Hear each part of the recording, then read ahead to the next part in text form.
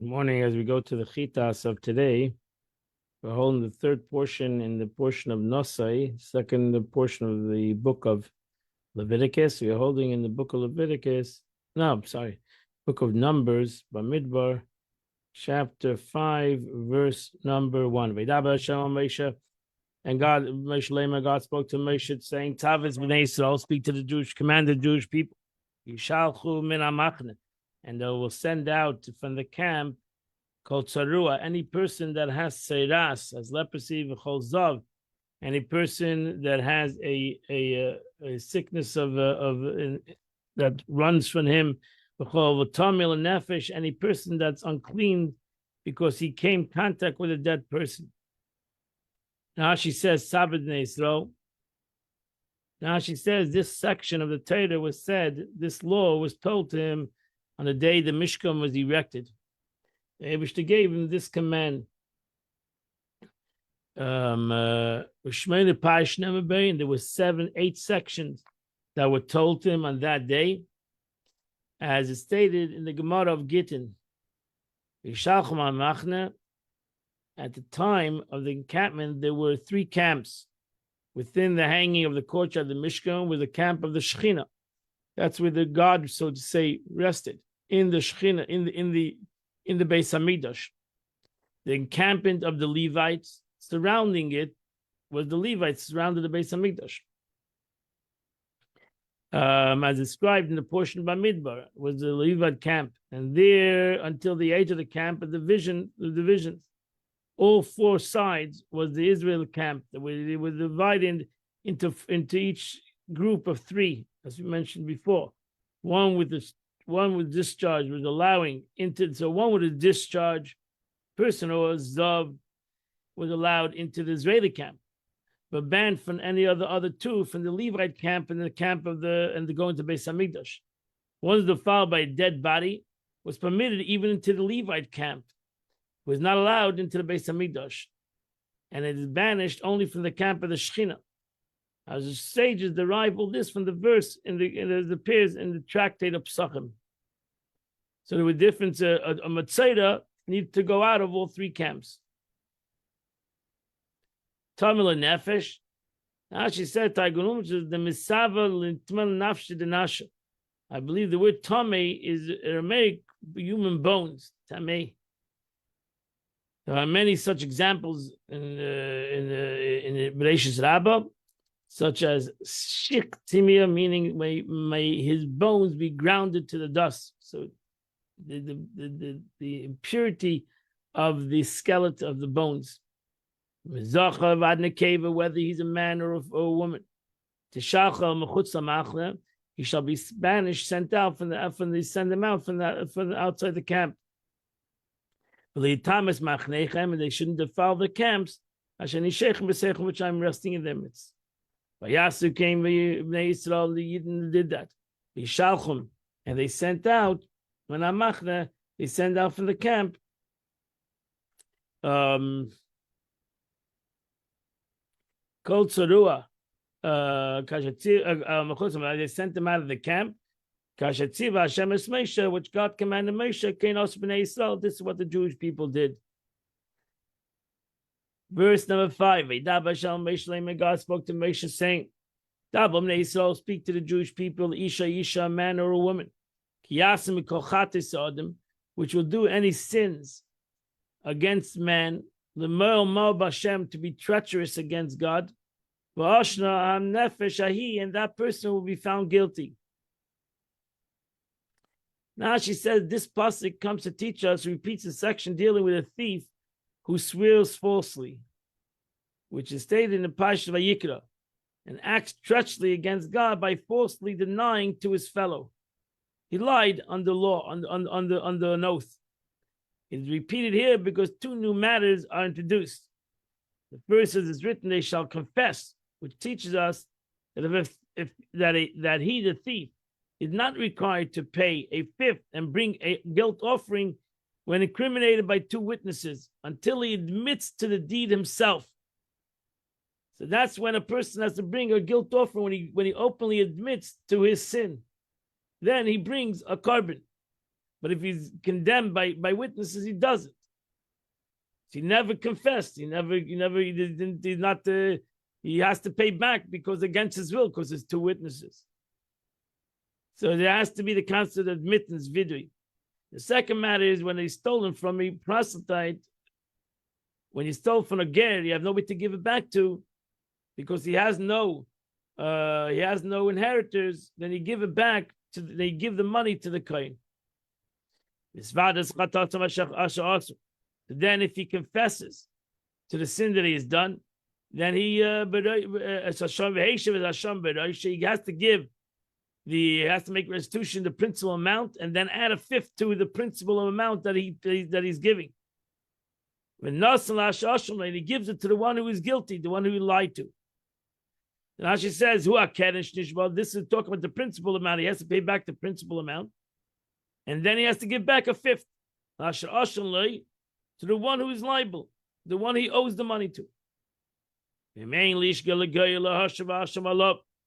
if the man has no kinsman to whom to make the restitution, that means if he a situation where the guy he owns the money to has died, so usually he gives it back to his inheritors.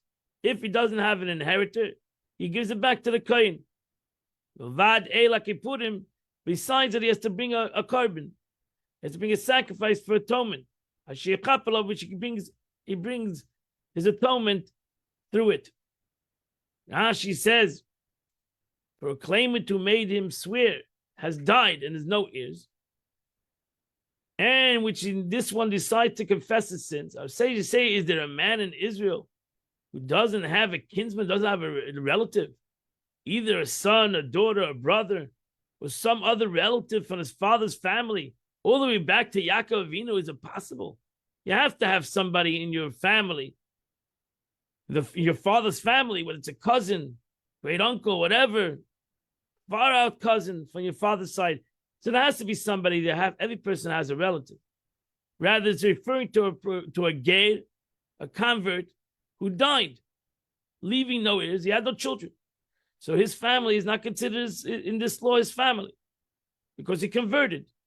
So now he is, as the Torah says, a proselyte, a ger is considered like a newborn without a relationship prior to this conversion. So who do you give the money if you want to do tshuva? So you give it to the kohen. So that's Ashem Amusha. Rashi says this refers to the principal and the fifth. You take the principal and the fifth, Hashem la kohen. You give it to the kohen. The God assumes ownership and gives it to the kohen on that watch, the kohen on the watch at that time. Milvad Ela Kapurim, besides that he has to bring a carbon, which is mentioned in the portion of Vayikra, which he requires to bring. Verse number 9. Kol teruma lakol kach b'nei Yisrael. Every offering of all the children of Israel, which will bring from the holy things, which he brought to the kohen, lo yiyah shall be his.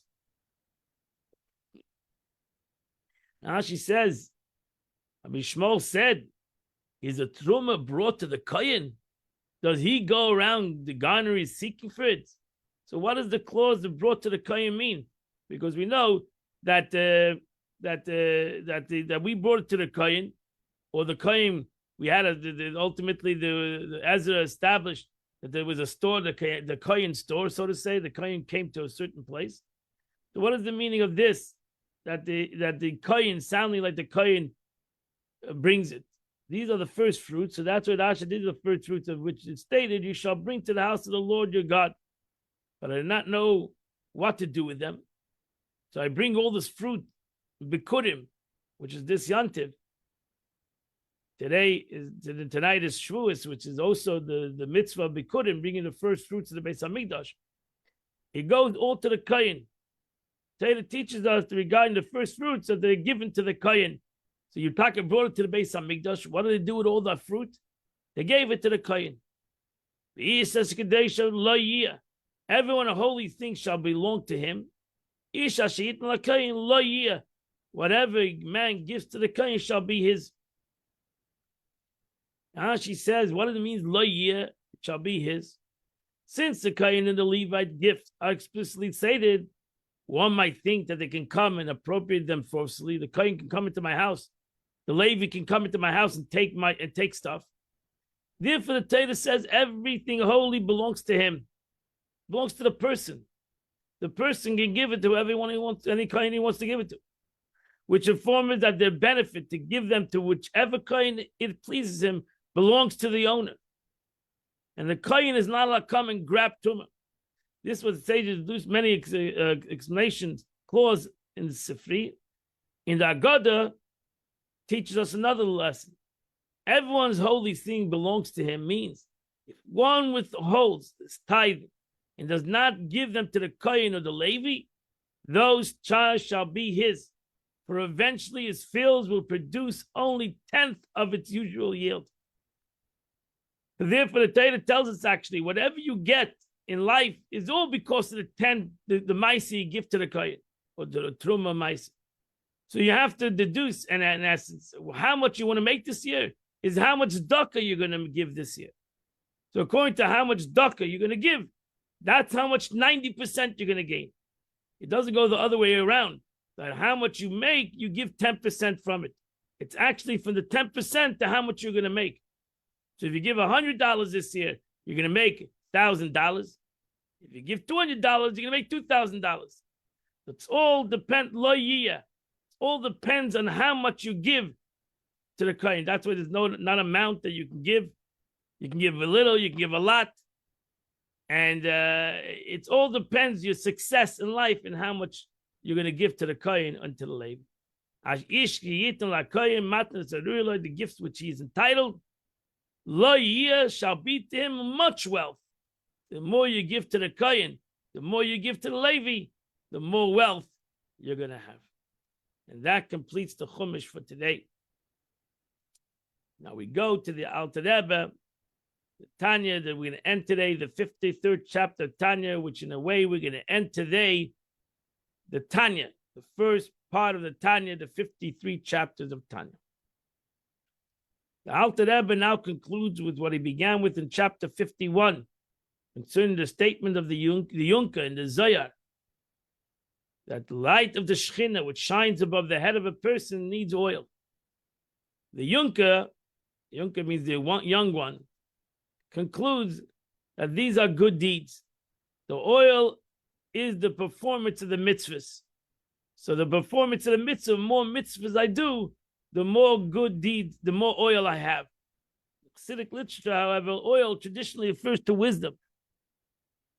What is the connection between the performance of mitzvahs and wisdom, which is called oil? So we see we have two different expressions to oil. Oil is wisdom, oil is mitzvahs. That explains that the light of the Shekhinah must garb itself in wisdom, which is oil. As previously explained, wisdom or intellect is the vessel and the garment for the light of the Shekhinah, which is the Chachma, as is garbed in Torah. Dvar Hashem du halacha, that halacha is the place of the source where the Shekhinah resides. We mentioned that's a learning Torah. In order to draw down the light of the Shekhinah, so that it will shine upon the divine soul of a Jew, more than oil is necessary. One must also have a wick. Oil is transformed into light through the medium of a wick. It is the wick, which itself is burned, which keeps the fire from being extinguished. In spiritual terms, the wick refers to the vivifying soul, which provides the person with physical life. That's why it's important to have a healthy wick. This wick is burned through Torah mitzvahs. Just as a physical burns and is annihilated by the fire, so do the garment of thought, speech, and action of the vivifying soul becomes burned in the light of the Shekhinah through Torah mitzvahs, which a Jew studies and performs. It's for this reason that the oil must also consist of good deeds, mitzvahs, which are their source in the godly wisdom. Torah alone, even though it's like wisdom, does not suffice, for only through action required by mitzvahs will the light of Shekhinah drawn down into the wick, which is the vivifying soul. This is accomplished when the vivifying soul is burned through the light of the Shekhinah, which shines on one head. And that's how you have the whole package together. You have the wick, you have the fire, you have the oil. You need all three entities to be able to have a candle. When we started off in chapter 51, we said that the concept of the oil, your neshama, is the fire. Your wick is your body, your nefesh habahamis, your nefesh hasichlis, and your oil is the Torah you learn and the mitzvahs you do. And this is what the Yunker said in the Zohar.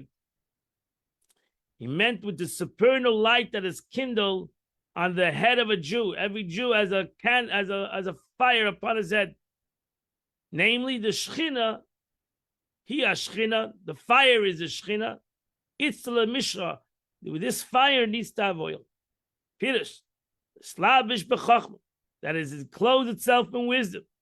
Hanikah shemen mishchas kodesh, which wisdom is called the oil of the holy anointing. The holy signifies chachma or wisdom. Is Zayar, as brought down in Zayar. Thus, the light of the Shekhinah, which is upon one's head, is in need of oil, meaning it must be garbed in wisdom through learning Torah, learning especially halacha, Torah shebal peh, the oral law. For this is the vessel for the light of the Shekhinah. So the only way I can bring about the light of the Shekhinah to shine upon my head, that it continues shining, is through the oil, is through learning Torah. And especially, as we learned before, halacha. That Dalal Amashallah, where the Shekhinah reside, is in the Dalal Amashallah halacha. So what is the capability for the Shekhinah, for the light, to continue, is when I learn Torah, I give it oil. The Zohar then quotes in conclusion of the statement of the Yunker, V'inen avdin tuvin. And these are the good deeds which my learning brings to. And Tayag mitzvahs, which is the 630 commandments, which is derived from the wisdom of God. The Torah, which is the oil, does not suffice. There must be good deeds, the performance of mitzvahs. Although they are not, they are only drawn down through wisdom. Why? By the light of the Shekhinah can cling to the wick. Because we need to have the wick. And therefore the mitzvahs connect the Shekhinah, which comes down through Torah, to the wick. Because the wick, is the vivifying soul in the body. Which metaphorically is called the wick. Just like in the case of material candle.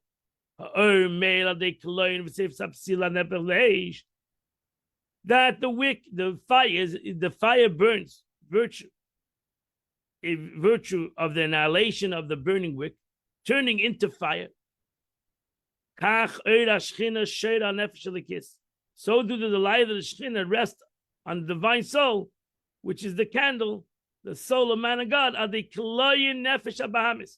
is a result of the annihilation, spiritual annihilation of the animal soul, and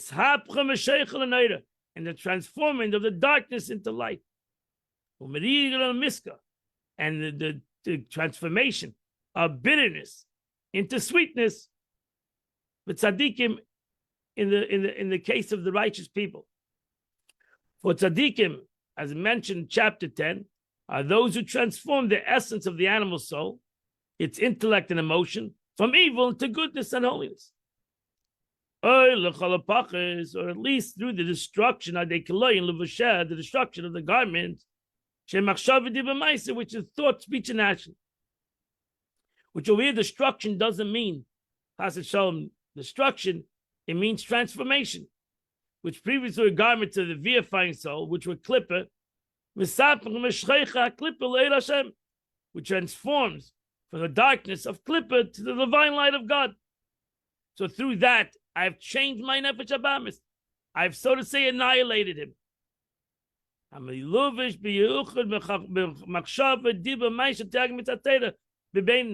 Which is in the thought, speech, and action of the 613 commandments, in the case of a middleman that cannot transform it totally. So a Beinoni, as explained in chapter 12, do not transform the essence of the vivifying soul into goodness and holiness. Only the soul garments of thought, speech, and action are transformed to goodness by being utilized for the thought, speech, and action of Torah and mitzvahs. In this case, the wick of the vivifying soul is annihilated and transformed into the light of holiness, the thought, speech, and action. The result of transforming the animal soul by a Beinoni, thought, speech, and action, by a tzaddik, the animal soul itself, which originated in Klippas Nega, Sheikh Nehira from darkness into light of holiness. There's a brought about so-called an ascent of the feminine waters. That's the Avodas Adam, the ascent of the lower waters to the upper waters. The spiritual awakening on the initiative of a recipient, which in turn causes an arousal from above. To draw down the light of the Shekhinah, not only like the oil of Chachma of Torah, which is but a vessel for receiving the light of Shekhinah, but actually draws down the light of the Shekhinah when we transform darkness into light. Al Nafish Alekisha in the revealed light of Ein Sof over the divine soul, principle of the dwelling of the brain, the head. So that's why there's a greater revelation of godliness, even that he had even before he accomplished this mission. This is why the Yunker said, the supernal light is kindled over one's head requires oil. For the light that is above one's head and intelligence is in need of the oil of good deeds. Because if dust comes into Chachma, it doesn't transform darkness. The only way it can transform darkness is if it connects to darkness. If it ultimately transforms your thought, speech, and action, which is Maisa HaMitzvahs, which is ultimately to bring it down into a physical reality. This will understand Mashakasa, what the verse says, for the Lord your God is a consuming fire. What does that mean? Just as fire can only catch on an object when the object is being consumed by it. Because once it consumes that object, there's no fire anymore. So it needs to have something that fire in this physical world needs to have something to consume. So to regard in light of the Shekhinah, in order for God to become your God, Elekecha. How does God, Ki Hashem Elekecha, illuminating the Jewish soul? It must be a consumption by fire. Eish oichlahu. The fire must consume, so to say, you. Burning and annihilating the wick, which in this case is elevating your animal soul. Burning your animal soul. Using your animal soul and transforming your thought, at least your thought, speech, and action. That my thought, speech, and action should be for godliness. So that the soul of Klippa be transformed into fire of holiness. Meshakosov b'makamacha, as I explained also in other places elsewhere, that only when a Jew succeeds in nullifying himself to God in a manner where he ceases to exist as an independent entity and is consumed in the flames of godliness, only then will he draw down upon himself the light of the Shekhinah. Nishlam Chelek Rishon, we have concluded the first part of the Tanya, first 53 chapters of Tanya. Be'ezes Hashem Yisbarach, with the help of God, B'Yisala, may he be blessed and exalted. Mazel Tov to the learning together of the first 53 chapters of Tanya. Congratulations to us all. And in Mir Hashem, we should have all Kabbalah Satayra as we go in to receive the Torah. We should all receive the Torah, as the Rebbe would always say, Kabbalah Satayra b'simcha, with great joy, in an inner way, which our learning of Chassidus taught us how to have a Kabbalah Satera B'Pnimis, that we should all receive the Torah in an inner way. So congratulations to all that we have completed together the first 53 chapters of Tanya. Today is the 5th day of the month, which is chapter 29 to chapter 34. If you do those 6 chapters of Tilim, you would have done the Chitas of the day.